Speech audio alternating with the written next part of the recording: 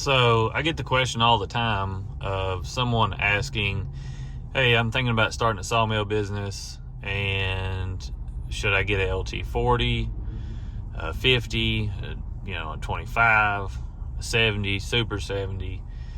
The best information I can give you is if you're trying to start a true business, and you get a 50 or you get a 40 or you get one in that range, the problem you're going to have is the speed of the machine and also what it's going to limit you to.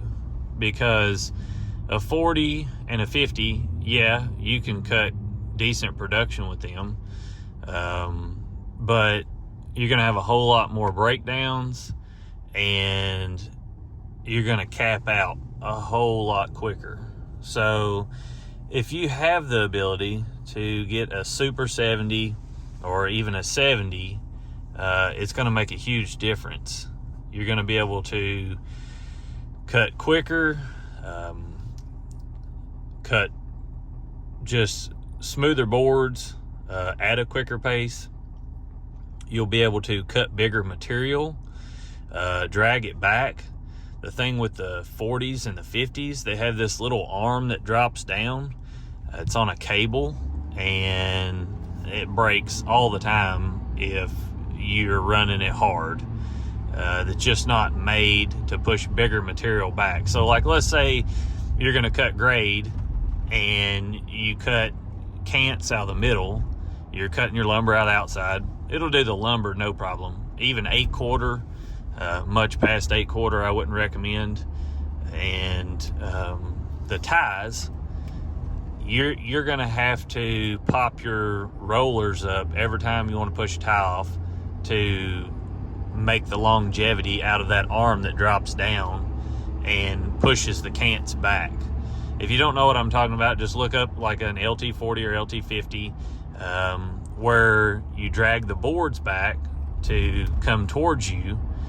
There's an arm that's about 6-7 inches wide. It's got 2 bars that come down. It has a little cable that pulls it up and down automatically. That just doesn't work near as well as like the 70s do. Also, on the 40s, 50s, the 70s, the regular ones, you've got brushes that run your hydraulics. Every 1,500 to 2,000 hours, you've got to replace those brushes. It's just a pain in the butt. You're always having to do something like that. The main reason I try to push people towards the Super 70 is you get so much more for the long run, whereas the 50s and the 40s and all that, you're gonna cap out real quick if you're doing production and trying to really make a sawmill business.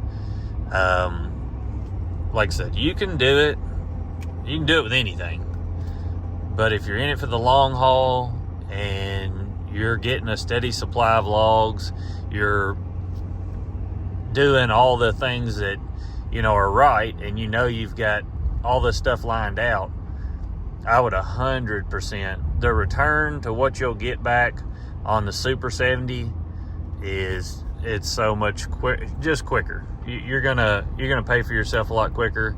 I know you can buy a 40. I know you can buy a 50 for cheaper, but the amount of money you'll make in a day from a Super 70 drop down to a 40 or a 50.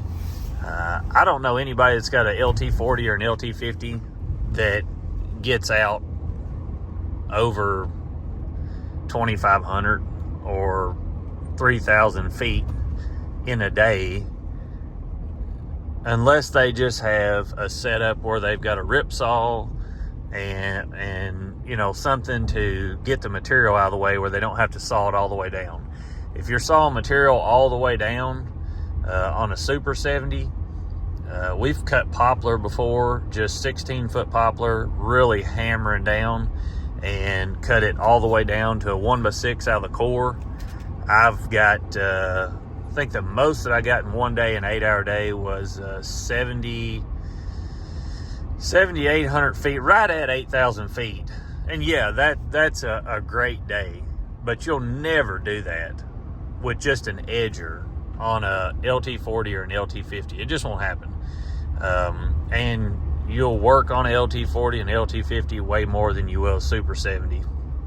Just not made to really do production. I would say a 40 and a 50 are more suited for something like a hobbyist or someone that isn't doing it for production style cutting.